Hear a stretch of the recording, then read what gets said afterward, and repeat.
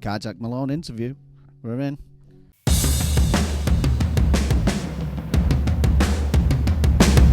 Take me away on a shooting star. Let the world find out exactly who you are. Well, I met Joe 2005. We'd never met each other before, and then we went on holiday together, didn't we? And then they were listening to demos on the coach down, and then they were saying how they don't have a drummer. And it's like, well, I play drums. I'm in Manchester, so I joined them. Played with them for a couple of months, bumped into Dan in a bar in Manchester. Didn't know he could sing or not, I just thought like a bit of a knobhead, to be honest. And that's who else could you want to join a band? Yeah, so I was at university and I met Jack in a bar, got talking about music, Buck 65, I believe he was talking about. So we had similar interests and he was saying he was in a band, do you want to come down and do an audition? So I was like, yeah, I can do anything. Come down, I was like, oh God, what am I going to do? It was a lot of rapping and stuff at first. And then the first thing, once we gelled straight away, but the first thing we needed to do was change the name. So at the time we were Top Spec Euro, which I was like, that needs to go. But the best song that we had at that time was called Carjack MALLONE. So have you seen the movie Escape from New York with Kurt Russell? So I think that was like the mid-70s, and then they made Escape from LA in was it like 98 maybe? Which everyone hated. It was like I think it's a fantastic film. It's basically a remake of Escape from New York, and Pam Grier's in it. There's a character called Carjack MALLONE, and it just sounded like a cool name. And we even used a little snippet of the dialogue in one of the Academy gigs or something. We had like a little CD we put on as we went on stage, and it has like Kurt Russell going like, "That's Carjack MALLONE" or whatever. I can't hear the voice clearly, but yeah. But that's why we're called Carjack MALLONE, with 2 L's though, which everyone spells wrong.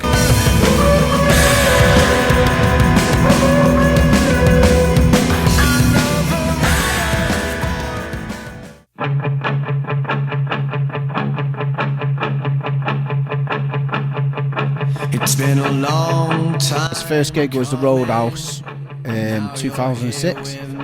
So the Roadhouse, it was always one of those classic venues, Manchester. You know, most artists when they're starting off to play the Roadhouse. So for us to do that as a first gig, I was absolutely bricking it. And sold out. All our friends, families, yeah. Yeah, yeah, yeah.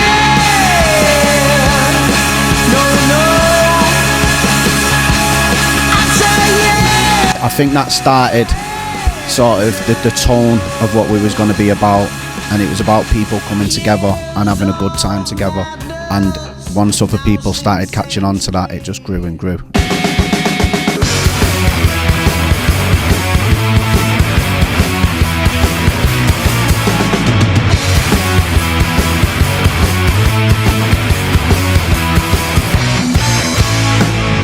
It was epic, man, because the amount of gigs like all of us have been to, like when we were kids, and then you play it.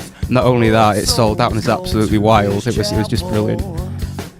But you know, as Dan said, like you knew straight away. Well, this is the people that we got to make the music for, and it became. I think the reason why it worked so well at the time, it became more than the music. It was like the whole scene. Well, yeah, it kind of felt like that. And then suddenly, you're doing gigs in Manchester and you put on a house party. Everyone's at the house party, speaking to everybody. Then you get a gig out of town, and it's like, well, we want to come to that. So you have like coaches going to places all over, and yeah, it was quality. What can you say?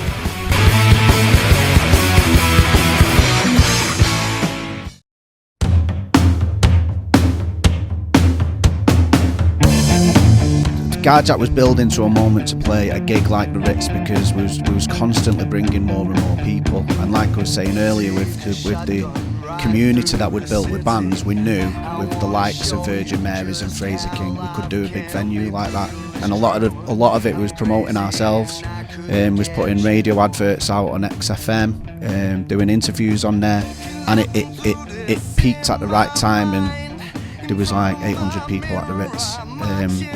to a point where they was having to close the bar because people just buying beers just to sling it across the crowd. But I remember at the beginning I was like, there's not that many people here, but by the time we looked through the curtains when it was about to come on, it was just everybody was there. Anybody who'd been to see from 2006 to 2008 was there, and they were going for it. It was insane. So the night of that gig, there were so many people there. I played drums at the time, and it's like, man, I'm going to have to get like some water or something on stage, otherwise I'm going to die here. Then, so I'm at the bar, and I couldn't get to the bar. Didn't know where the promoter was or anything. And then suddenly I realised, like, the music I could hear was the music we come onto stage to. So I had to run round, like, into, like, the way the Ritz is, just I have to go right in the guts of the venue, go all the way around the back, and it's got, like, this massive, like, walkway up to the stage. I was pegged the whole thing to try and get the intro music is like a minute, 90 seconds long or something. I made it.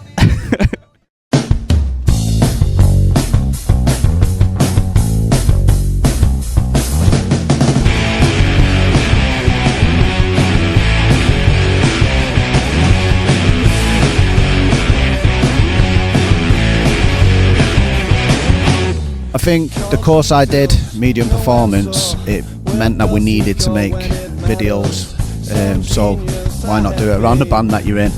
Started off with Just Maybe. Oh, In a World. Credit to Jimmy Hughes on the camera for that. But it was on Castle Irwell, Salford University, and it was just an absolute wreck, which meant it fit well with the theme of our band. Yeah, because I obviously didn't live in Castle Irwell, I just occasionally visit, and it was terrifying. All the doors were like smashed off, all the doors had been kicked in loads of times. But I just remember doing that video and just everyone was like, you know what I mean, you try and be a bit edgy, everyone was drinking a bit, everyone was smashing like some mirror on the head, like stupid don't care. And there was loads of salt everywhere or something, I don't really know what's going on. Was it flour? That's what, yeah.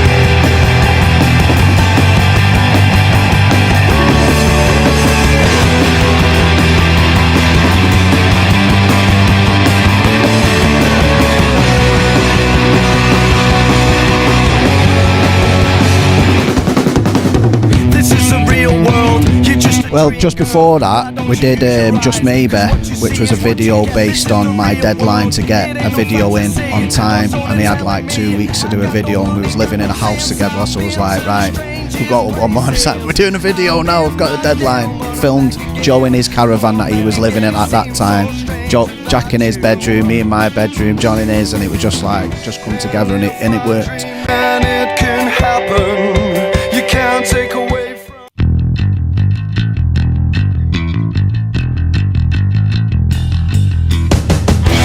The Devil Is Present was a little bit more, we sat down and come up with ideas. We sat down with my brothers. I think it was Dark Knight was a big at the time, with the Joker, Heath Ledger's Joker, so we wanted to do something around that.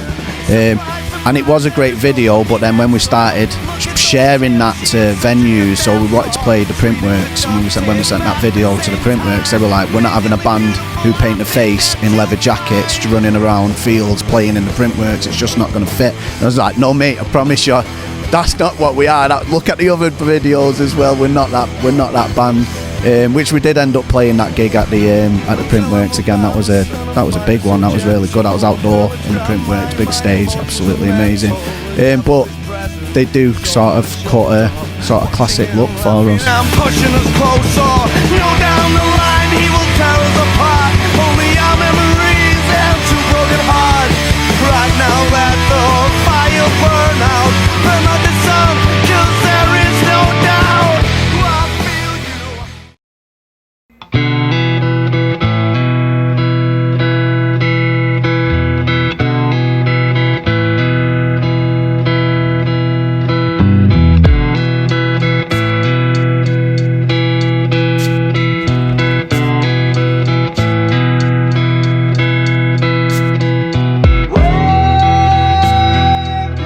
Obviously, we've been Carjack MALLONE since 2006, and it's been on and off. We've had different members coming in and out.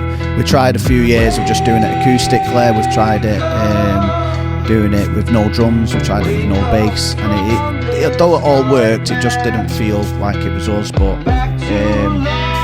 Maryland got together last couple of years, and they were doing a gig, and they were like, we want Carjack to support, so it sort of gave us that bug again to start playing. And while we've been playing along with Maryland on their amazing development, we found Mark and wanted to steal Mark. Oh yeah, he's on loan, season-long loan, Becky says. But he come to a practice and it just felt alive again. It just sort of just elevated us again, and we were just like, this is exactly what we've been waiting to do again. It's not like a band I've been in before, that's for sure. Neither was Maryland, or is Maryland. Yeah, they're great. They're just a really nice bunch of people. You come to rehearsals and everybody's part of it. Everybody gets their say.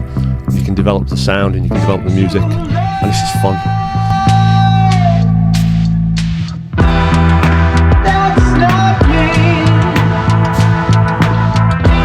Oh yeah, March 22nd next year we're playing the Retro Bar, which I think was our second ever gig, or maybe it was the Attic, it was one of the two. So that's on Saturday 22nd of March. We've got a couple of new tunes on Spotify, so we've got Wake Up, that's on there. We've got a couple more that's ready to go, but with Mark coming in, it's like we need to rethink how we approach it. It's all on there. If you're a Spotify goon, then go on there, Apple Music and all that. I know my brother Nick won't be very happy about plugging on Spotify. He'll be like, sell your record. We do still have some vinyl. If anybody wants any vinyl, get in touch with Carjack MALLONE, we'll give you some vinyl.